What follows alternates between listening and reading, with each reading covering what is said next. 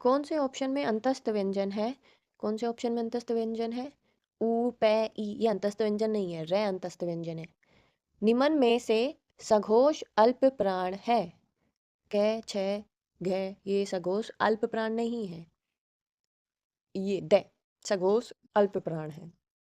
स्वर होते हैं, स्वर क्या होते हैं? अल्प प्राण और घोष दोनों होते हैं। उच्चारण स्थान की दृष्टि से इनमें से कौन सा व्यंजन तालव्य है? तै, पै, बै, ये तालव्य नहीं है। जय, जय, जय तालव्य है। कौन सा तालव्य है? जय। निम्नलिखित में से कौन सी बात गलत है? ब सघोष औष्ठ्य होठ से निकला महाप्राण है, ये बात गलत है। जबकि ध क्या? ध सघोष भी है और महाप्राण भी है और दांत से बोला जाएगा। च क्या है? अघोष, तालव से बोला जाता, तालव्य और अल्प प्राण। ख क्या है? कंठ से बोला जाता है और महाप्राण अघोष। ये सब बातें सही थी। तो यहाँ पर जो बी ऑप्शन है वो गलत है। किस क्रमांक वाली ध्वनि अक्षर ध्वनि है? श, च, त, ई अक्षर ध्वनि है। यदि नीचे का होठ पूरी तरह काट दिया जाए तो किस ध्वनि के उच्चारण में कठिनाइयां होंगी? मतलब आपके पास नीचे वाला होठ ही नहीं है, तो ल बोल लोगे, ध बोल लोगे, ख बोल लोगे, लेकिन ब नीचे वाला होठ ही नहीं है तो ब साउंड रुकेगा नहीं, निकलेगा नहीं। ठीक है, नेक्स्ट।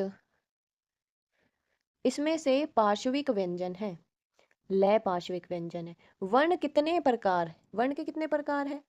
वर्ण के दो प्रकार है, स्वर और व्यंजन। उच्चारण की दृष्टि से गै व्यंजन का सही रूप क्या है? कंठ, स्पर्श, सघोष और अल्प प्राण है। ये कंठ से बोला जाएगा, स्पर्श होता है गो में, और सघोष है और अल्प प्राण है। जिस स्वरों के निर्माण में औष्ठ्य गोलाकार होठ गोल हो जाए उनको हम वर्ताकार बोलते हैं। भाषा में स्वतः खुद से उच्चारित ध्वनियों को निम्नलिखित में से किस नाम से जाना जाता है? स्वर के नाम से जाना जाता है। निम्न में से अल्प प्राण वर्ण कौन सा है? कै और गै अल्प प्राण है, जबकि थ, छ, प, पानी, फ और भ ये महाप्राण वर्ण है। निम्न में अनुनासिक स्वर कौन से शब्द में नहीं है? अनुनासिक घंटा में नहीं है, गांव में अनुनासिक है, दांत में भी और हंस में भी। वर्णमाला की में मात्रा का अर्थ वर्णों के उच्चारण में लगने वाला समय। वर्णमाला, हिंदी वर्णमाला में आयोगवाह कौन से हैं? अ, अंग और अह आयोगवाह वर्ण है।